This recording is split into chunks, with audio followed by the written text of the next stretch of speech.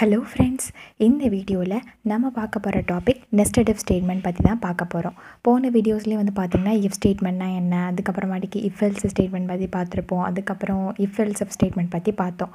இந்த வீடியோவில் nested if statement தான்.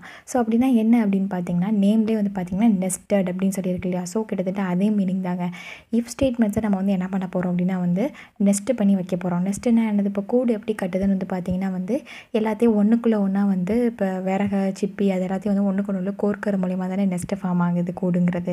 ஸோ அதே மாதிரி தான் பார்த்திங்கன்னா இந்த இஃப் ஸ்டேட்மெண்ட்டே ஒன்றுக்குள்ளே ஒன்றா திருப்பி அந்த இஃப் ஸ்டேட்மெண்ட்டை நம்ம போட போகிறோம். இங்கே பாருங்கள், இதான் சின்டாக்ஸ் ரெட் கலரில் காமிச்சிருக்கேன் இல்லையா.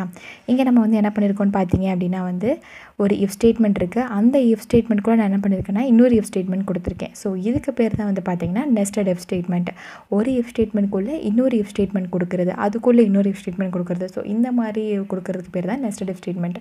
எப்படி ஒரு கூடு எல்லாத்தையும் ஒன்றுக்குள்ளே ஒன்றா கோர்க்குதோ அந்த மாதிரி தான் பார்த்திங்கன்னா இதுவும் பார்த்திங்கன்னா இஃப் ஸ்டேட்மெண்ட்குள்ளே இஃப்க்குள்ளே இஃப் அப்படின்னு சொல்லிட்டு நம்ம கொடுக்குறோம். ஸோ இது எப்படி ரன் ஆகும்னு சொல்லி பார்த்திங்கன்னா இஃப் அப்படிங்கிற கீவேர்ட் கொடுத்துருக்கோம். உள்ளே பார்த்திங்கன்னா பேரந்தசிஸில் தான் நம்ம பூலியன் எக்ஸ்பிரஷன் கொடுக்குறோம். ஸோ சப்போஸ் இந்த பூலியன் எக்ஸ்பிரஷன் 1 எவாலுவேட் பண்ணும். ஸோ வரக்கூடிய ரிசல்ட் எனக்கு ட்ரூவாக இருந்துச்சுன்னு வச்சுக்கோங்களேன், உள்ளே போயிட்டு எனக்கு உள்ள ஸ்டேட்மெண்ட்ஸை எக்ஸிக்யூட் பண்ணும். ஸோ உள்ளே என்ன ஸ்டேட்மெண்ட் எக்ஸிக்யூட் நான் பண்ணுறதுக்கு கொடுத்துருக்கேன்னு பார்த்தீங்கன்னா இன்னொரு இஃப் ஸ்டேட்மெண்ட்டை கொடுத்துருக்கேன். ஸோ அங்கேயும் போயிட்டு எனக்கு என்ன பண்ணணும்னா அந்த பூலியன் எக்ஸ்பிரஷன் 2 எவாலுவேட் பண்ணி பார்க்கும். ஸோ அந்த இடத்துல எனக்கு எவாலுவேட் பண்ணி பார்க்குறப்ப ட்ரூவாக இருந்துச்சுன்னா எனக்கு என்ன பண்ணணும்னா அதுக்குள்ளே என்ன பிளாக் இருக்கோ அதை எக்ஸிக்யூட் பண்ணும். சப்போஸ் நீங்கள் அதுக்குள்ளேயும் ஒரு இஃப் ஸ்டேட்மெண்ட் கொடுத்துருந்தீங்கன்னு வச்சுக்கோங்க, ஸோ அங்கேயும் போய்ட்டு ஒரு கண்டிஷனை செக் பண்ணி அங்கேயும் எனக்கு என்ன பண்ணால் ட்ரூன்னு எக்ஸிக்யூட் பண்ணும். ஸோ இது எதுக்கு அப்படின்னு சொல்லி பார்த்தீங்க அப்படின்னா எனக்கு இந்த கண்டிஷன் சாட்டிஸ்ஃபை ஆகணும், இல்லை அது மட்டும் இல்லாமல் எனக்கு இன்னொரு கண்டிஷனும் சாட்டிஸ்ஃபை ஆகணும் நீங்கள் நினைக்கிறீங்க ஒரு பர்டிகுலர் ஸ்டேட்மெண்ட்டை ரன் பண்ணுறப்ப அப்படின்னா அப்போ நீங்கள் இந்த நெஸ்டட் இஃப் ஸ்டேட்மெண்ட்டுக்கு போகலாம். இப்போ பார்த்தீங்கன்னா எனக்கு பூலியன் எக்ஸ்பிரஷன் 1 எவாலுவேட் ஆகுதுன்னு வச்சுக்கோங்க, அது எனக்கு எவாலுவேட் ஆகி ட்ரூன்னு இன்னொரு பூலியன் எக்ஸ்பிரஷன் 2 அப்படின்னு சொல்லியிருக்கு. ஸோ அதுவும் எனக்கு எவாலுவேட் ஆகி ட்ரூன்னு எப்போ இந்த ரெண்டு இதுவுமே ட்ரூன்னு வருதோ எனக்கு அப்போ தான் பார்த்தீங்கன்னா இந்த இடத்துல எனக்கு அவுட்புட் சில ஸ்டேட்மெண்ட்ஸ் எக்ஸிக்யூட் பண்ணணும்னு நினச்சிங்கன்னா அப்போ இந்த நெஸ்டட் இஃப் ஸ்டேட்மெண்ட் பார்த்தீங்கன்னா ரொம்ப ஹெல்ப்ஃபுல்லாக இருக்கும். இப்போ நான் எப்படி நெஸ்டட் இஃப் ஸ்டேட்மெண்ட் சொல்லணும், கிட்டத்தட்ட அதே மாதிரி தான் பார்த்தீங்கன்னா நெஸ்டட் இஃப் எல்ஸ் இஃப் ஸ்டேட்மெண்ட்டுமே நம்ம எப்படி பண்ணுறோம். ஸோ இஃப்னு சொல்லி கொடுக்குறோம், எல்ஸ் இஃப்னு கொடுக்குறோம். ஸோ அதுக்குள்ளே நீங்கள் என்ன பண்ணிக்க முடியும் அப்படின்னா நெஸ்ட் பண்ணிக்கலாம். ஸோ இஃப் ஸ்டேட்மெண்ட்டுக்கு நீங்கள் நெஸ்ட் பண்ணுற மாதிரி என்ன பண்ணிக்கலாம்னா இஃப் எல்ஸ் ஸ்டேட்மெண்ட்டுக்கும் நீங்கள் நெஸ்ட்டு பண்ணிக்கலாம். அது எந்த ஒரு பிரச்சனையுமே கிடையாது. ஓகே, இப்போ நான் என்ன பண்ண போகிறேன்னா கோட் பிளாக்ஸ் ஐடியை ஓப்பன் பண்ணியிருக்கேன். இதில் பார்த்தீங்கன்னா நான் ஒரு கோடு நெஸ்டட் இஃப் ஸ்டேட்மெண்ட்டுக்கு ஒரு எக்ஸாம்பிள் நான் போட்டிருக்கேன். ஸோ என்ன பண்ணி வச்சுருக்கேன்னா ஜஸ்ட் ஒன்றுமே இல்லைங்க, 3 நம்பர்ஸை யூசர்லேருந்து வாங்குகிறேன். வாங்கிட்டு அதில் என்ன ஃபர்ஸ்ட் நம்பர் மற்ற 2 நம்பரோட கிரேட்டர் தானே இருக்கா இல்லையா அப்படிங்கிறத மட்டும் தான் நான் செக் பண்ணுறதுக்காண்டி ஒரு சின்ன கோடு தான் நான் உங்களுக்கு இப்போ நான் போட்டு காமிக்க போகிறேன். இதில் பார்த்தீங்க அப்படின்னா ஜஸ்ட் நான் 3 நம்பர் வாங்க போகிறேன்னு சொன்னேன் இல்லையா, அதனால் num1 num2 num3 அப்படின்னு சொல்லிட்டு 3 இன்டீஜர் வேரியபிள்ஸ் டிக்ளேர் பண்ணி வச்சுருக்கேன் இந்த இடத்துல. அடுத்து என்ன, ஜஸ்ட் யூசருக்கு புரியணும் இல்லையா, நீங்கள் 3 நம்பர் என்டர் பண்ணுங்கள். சப்போஸ் நான் எதுவுமே கொடுக்கலாம், அவங்க ஒரு நம்பர் மட்டும் தான் என்டர் பண்ணுவாங்க. ஸோ 3 நம்பர்ஸ் நீங்கள் என்டர் பண்ணணும் அப்படிங்கிறத நான் இண்டிகேட் பண்ணுறதுக்காண்டி printf ஸ்டேட்மெண்ட்டில் என்டர் 3 நம்பர்ஸ்னு கொடுத்துருக்கேன். அதுக்கப்புறம் அவங்க என்ன பண்ணுவாங்க, 3 நம்பர் என்டர் பண்ணுவாங்க. ஸோ அதை ஸ்டோர் பண்ணுறதுக்கு எனக்கு என்ன வேணும்னா ஸ்கேன்ஆஃப் ஸ்டேட்மெண்ட்ஸில் அந்த வேரியபிள் நேம்ஸ் எல்லாமே கொடுத்துருக்கேன். Ampersand of num1 num2 num3. So ஒவ்வொரு அவங்க ஃபஸ்ட் என்டர் பண்ணக்கூடிய நம்பர் பார்த்தீங்கன்னா num1ல போய் ஸ்டோர் ஆகும். செகண்ட் என்டர் பண்ணக்கூடிய நம்பர் பார்த்தீங்கன்னா num2ல ஸ்டோர் ஆகும். தேர்ட் என்டர் பண்ணக்கூடிய நம்பர் பார்த்தீங்கன்னா num3ல ஸ்டோர் ஆகும். ஸோ பார்த்தீங்கன்னா இது ஒவ்வொரு இடத்துல ஸ்டோர் ஆகணும் இல்லையா, அதனால பார்த்தீங்கன்னா தனித்தனியாக %d%dன்னு கொடுத்துருக்கேன். இது நம்பர் 1க்கு, இது நம்பர் 2க்கு, இது நம்பர் 3க்கு.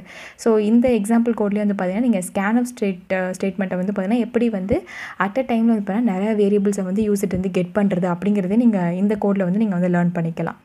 பார்த்தீங்கன்னா மல்டிபிள் வேல்யூஸை பார்த்தீங்கன்னா யூசர்ட்டு நீங்கள் கெட் பண்ணுறதுக்கு தனித்தனியாக நீங்கள் ஸ்கேன்ஆஃப் ஸ்டேட்மெண்ட்டை நம்பர் 1க்கு ஒரு ஸ்கேன்ஆஃப் ஸ்டேட்மெண்ட், நம்பர் 2க்கு ஒரு ஸ்கேன்ஆஃப் ஸ்டேட்மெண்ட், நம்பர் 3க்கு ஒரு ஸ்கேன்ஆஃப் ஸ்டேட்மெண்ட்டு யூஸ் பண்ண அவசியம் இல்லை. ஸோ ஒரே ஐடியாக நீங்கள் என்ன பண்ணிக்கலாம்னா 3 வேரியபிள்ஸோட வேல்யூவையும் கெட் பண்ணிக்கிறதுக்கு இந்த மாதிரி நீங்கள் யூஸ் பண்ணிக்கலாம். ஜஸ்ட் இந்த இடத்துல ஸ்பேஸ் மட்டும் நீங்கள் கொடுத்து இது பண்ணால் போதும். ஓகே, இப்போ நம்ம இந்த அப்ளிகேஷன் கோடுக்கு வருவோம். இங்கே நான் என்ன பண்ணியிருக்கேன்னு பார்த்தீங்கன்னா இஃப் நெஸ்டட் இஃப் ஸ்டேட்மெண்ட் தான் யூஸ் பண்ணியிருக்கேன். என்ன பண்ணியிருக்கேன்னா ஜஸ்ட் நான் ஒன்றுமே இல்லை, ஃபஸ்ட் நம்பர் பார்த்தீங்கன்னா நம்பர் 2 விடையும் நம்பர் 3 விடையும் கிரேட்டர் தானே இருக்கான்னு நான் செக் பண்ண சொன்னேன் இல்லையா.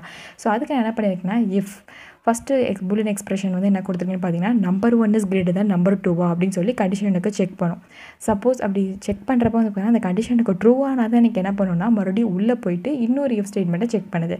அங்கே என்ன பண்ணியிருக்கேன், அதே நம்பர் பார்த்தீங்கன்னா நம்பர் 3 விட கிரேட்டர் தானே இருக்கான்னு சொல்லி நான் செக் பண்ணுறேன்.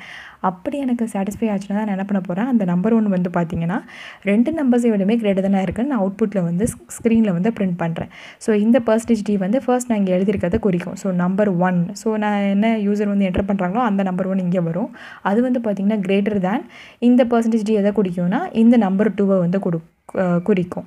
ஸோ அடுத்து வந்து பார்த்தா அண்ட் அதுக்கப்புறம் இந்த %d வந்து பார்த்திங்கன்னா அந்த நம்பர் 3 வந்து குறிக்கும். ஸோ இப்படி தான் வந்து பார்த்திங்க அப்படின்னா வந்து உங்களுக்கு வந்து எக்ஸிக்யூட் ஆக போகுது. ஓகே, நான் ஃபஸ்ட்டு வந்து பில்ட் அண்ட் ரன் கொடுக்குறேன். அப்போ தான் உங்களுக்கு வந்து புரியும். அவுட்புட்டை வச்சு கம்பேர் பண்ணுறப்ப இன்னும் கொஞ்சம் ஈஸியாக இருக்கும். ஓகே, இப்போ வந்து பார்த்திங்கன்னா என்டர் 3 நம்பர்ஸ் அப்படின்னு நான் சொன்ன மாதிரியே வந்து காமிக்குது இல்லையா. printf ஸ்டேட்மெண்ட்லாம் கொடுத்துருக்கனால தான் இங்கே காட்டுது. இல்லைனா எனக்கு தெரியாது நான் என்ன பண்ணணும்னால நீங்கள் எப்போவுமே printf ஸ்டேட்மெண்ட் யூஸ் பண்ணி யூசர் வேல்யூஸ் கெட் பண்ணுறது ரொம்ப ரொம்ப பெஸ்ட்டுன்னு நான் வந்து சொல்லுவேன். ஒரு கோடு எழுதுனா இப்படி தான் ப்ராப்பராக நீங்கள் வந்து கோடு எழுதணும். ஓகே, இப்போ 3 நம்பர்ஸ் கேட்டிருக்கனால நான் வந்து என்ன பண்ண போகிறேன் அப்படின்னா வந்து 34, 21 அதுக்கப்புறமாட்டி 3 அப்படின்னு சொல்லிட்டு நான் என்ன பண்ணுறேன், ஒரு 3 நம்பர் கொடுக்குறேன். ஸோ இப்படி நான் கொடுக்குறப்ப வந்து பார்த்தீங்கன்னா எனக்கு அவுட்புட் என்ன வருது பார்த்தீங்கன்னா 34 இஸ் கிரேட்டர் தேன் 21 and 3 அப்படின்னு சொல்லி எனக்கு அவுட்புட் வந்து வருது. ஸோ எப்படி வந்து வருது அப்படின்னு சொல்லி வந்து பார்த்தீங்கன்னா இங்கே எனக்கு ஃபஸ்ட்டு நம்பர் 31 and 34 என்டர் பண்ணால் ஸோ 34 இங்கே இருக்கும், 21 இங்கே இருக்கும். ஸோ 34 இஸ் கிரேட்டர் தேன் 21 பார்க்குது. ஸோ ஃபஸ்ட்டு கண்டிஷன் எனக்கு ட்ரூ ஆகுது. அதனால தான் எனக்கு உள்ளே போகுது. உள்ளே நான் என்ன பண்ணியிருக்கேன், இன்னொரு இஃப் ஸ்டேட்மெண்ட் கொடுத்துருக்கேன். அங்கே எனக்கு என்ன கண்டிஷன் செக் பண்ணும், 34 இஸ் கிரேட்டர் தேன் இங்கே 3 இருக்குது நம்பர் 3ல். ஸோ கிரேட்டர் தேன் 3 பார்க்குது. இங்கேயும் கண்டிஷனுக்கு சாட்டிஸ்ஃபை ஆகுது. அப்போ வந்து பாருங்கள் எனக்கு இந்த பூலியன் எக்ஸ்பிரஷனும் சாட்டிஸ்ஃபை ஆகி ட்ரூன் வருது, இந்த பூலியன் எக்ஸ்பிரஷனும் சாட்டிஸ்ஃபை ஆகி ட்ரூன் வரனால தான் எனக்கு என்ன உள்ளே வந்துட்டு இந்த ஸ்டேட்மெண்ட்ஸை வந்து எக்ஸிக்யூட் பண்ணுது. ஸோ இதில் நான் என்ன கொடுத்துருந்தேன், அதான் சொன்னேன் இல்லையா, 34 இஸ் கிரேட்டர் தேன் 21 3 அப்படின்னு சொல்லி எனக்கு அவுட்புட்டில் வந்து காட்டுது.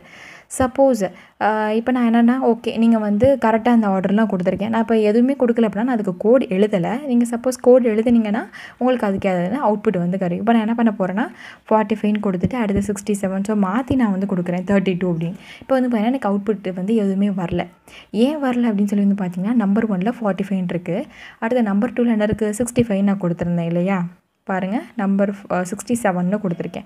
ஓகே, இங்கே வந்து 45 இருக்குது, இஸ் கிரேட்டர் தேன் 67 செக் பண்ணுது. 45 is greater than 67 condition fail ஆகுது.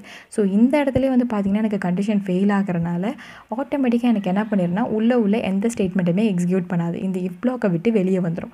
வெளியே வந்துட்டு கீழே நான் ஏதாவது கோட் எழுதியிருக்கேனான்னு இல்லை, கோட் எழுதலை, அதனால எனக்கு அவுட்புட் வந்து வரல.